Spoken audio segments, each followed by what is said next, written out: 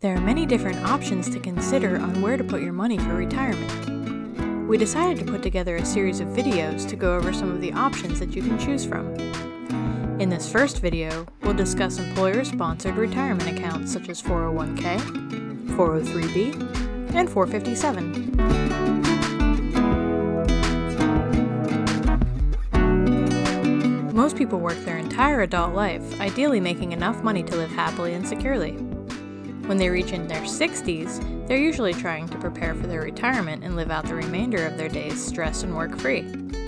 Retirement is supposed to be a time of leisure and enjoyment, but for a lot of Americans, they have to pick up another job at some point after they retire to make ends meet because they didn't invest their money properly throughout their lives.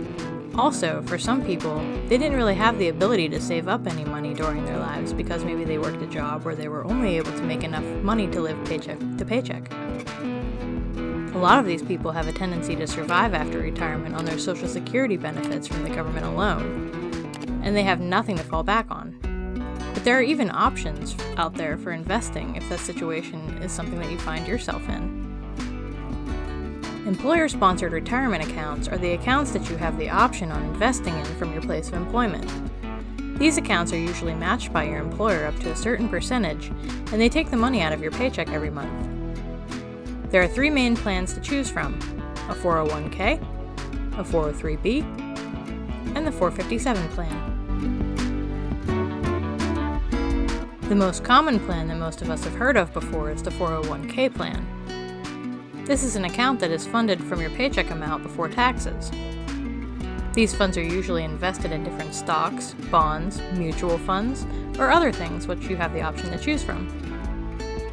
For example, you can decide to invest in your company's stocks, you can put your money in short-term bonds, or you can choose to invest in a long-term option as well. The money invested in these accounts are not taxed while you're contributing to them, but the moment that you take it out, it will be taxed. 401k plans do have a maximum contribution limit that is generally dependent on your plan, your salary, and the government guidelines. In 2020, the government maximum contribution limit is $19,500, which is determined by the cost of living. As we mentioned previously, some employers will even match your contributions up to a certain percentage, and if they do, the amount can push you beyond the maximum contribution limit. For example, since the limit is currently $19,500, say you contribute that full amount this year and then your employer matches it. That would give you a total of $39,000 for this year alone. If you're at least 50 years old and your employer offers it, there is a catch-up contribution that you can add to your account with a maximum of $6,500 in 2020.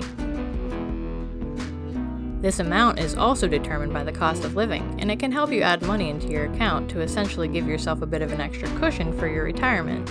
401k plans can be moved from employer to employer if you decide to change your job, but they don't necessarily have to. There are four options that you have if you change your job and you have a 401k. You can choose to keep it in your old employer's 401k plan. If you do this, you can actually rack up some fees because, depending on your plan, they might charge you extra for keeping the money in that account, but work elsewhere. You can roll over your existing 401k to your new employer's plan, of course, which, depending on the plan, could be the most lucrative for you. You can roll over your current 401k to an individual retirement account, or IRA, which we'll cover in our next video. Or you can simply cash out, pay the taxes, and get hit with a 10% early withdrawal penalty fee. You can even use your 401k like a loan if you need to. You can borrow up to 50% of your account balance, up to $50,000, but keep in mind you'll still need to pay interest on the loan just like you would with any other loan, even if you're borrowing it from yourself. These rates are generally around 1 to 2%. But you could think about it this way: all of the money you pay in interest, you'll eventually get back once you retire. A downside to taking out that sort of loan, though, is if you quit or get fired and don't roll over your 401k to a different employer, you will have only 60 days to pay that loan amount in full. If you fail to do so, you'll default and you'll have to pay taxes and other penalties. There's also an option for a hardship withdrawal if you find yourself in an extremely dire situation that you can't get out of, like a foreclosure on a home, if you need to make repairs on your home if it was damaged, if you have a medical issue, or for burial and funeral costs. In this scenario, you do need to provide evidence of the hardship, and you will need to pay taxes and a 10% penalty fee as well, unless you're disabled, your medical debt is more than 7.5% of your income, or if you're required by law to pay child or spousal support. After you take the hardship withdrawal, you'll not be able to contribute or pay back anything in your 401k for at least 6 months. You do have to keep in mind that there are risks involved in investing in a 401k plan as well. You do get to choose how your money is invested, but you can't choose where it's invested. For example, if you choose to have your money invested in the stock market and the stocks take a plunge, you lose a portion of your money and you'll risk not having enough money to retire. Therefore, you'll likely have to work longer and not be able to enjoy your golden years sipping Mai Tais on the beach of Hawaii. If you're going to invest in a 401k, make sure that you assume the risks accordingly and do your homework so then you don't lose a big chunk of your retirement if the stock market plunges. A 403b plan is used by nonprofit companies, religious groups, school districts, and governmental organizations. This plan is also referred to as a tax-sheltered annuity, or TSA plan. These plans are similar to the 401k, and the main difference is basically just the type of employer that can offer it. There are a few differences, such as if you invest in a 403b plan, you cannot accept profit sharing from your employer, as the primary demographic is directed towards employees of nonprofits.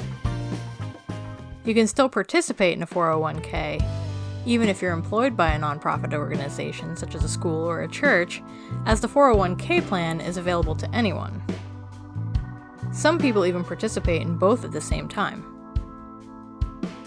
A 457 plan is offered to state and local government employees such as police officers, firefighters, or other civil servants, and it's similar to that of a 401k plan as well.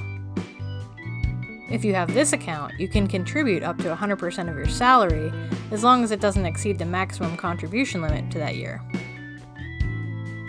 The one main difference is that you can take your money out early, and you won't be penalized with a 10% withdrawal tax penalty like you would with a 401k or a 403b plan. You can still participate in the 401k plan though, even if you work as a police officer, firefighter, or civil servant, as the 401k plan is available to anyone. To recap, there are 3 main types of retirement plans that are offered by your employer: a 401k, a 403b, and a 457. These plans are all relatively similar, but they do have some minor differences which we covered throughout this video, which mainly consist of which sort of employer that you work for. The most common employer-sponsored retirement account is the 401k because anyone can participate in it no matter who they work for. The 403b plan is specifically geared towards employers of a non-profit organization such as the government, church, or a school, and it has little to no difference from 401k other than you just can't buy stocks in the company if you work for it, as it is a nonprofit. The 457 plan is specifically geared towards police officers, firefighters, and civil servants, and the main difference from a 401k is that you will not be penalized if you take your funds out early.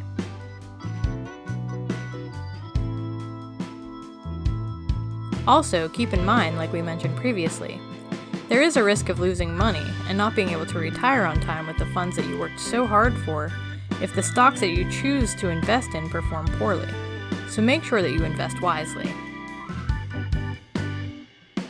As we stated earlier, this will be the first video in a series of videos providing information for retirement options. In our next video, we'll be covering individual retirement accounts, or IRAs.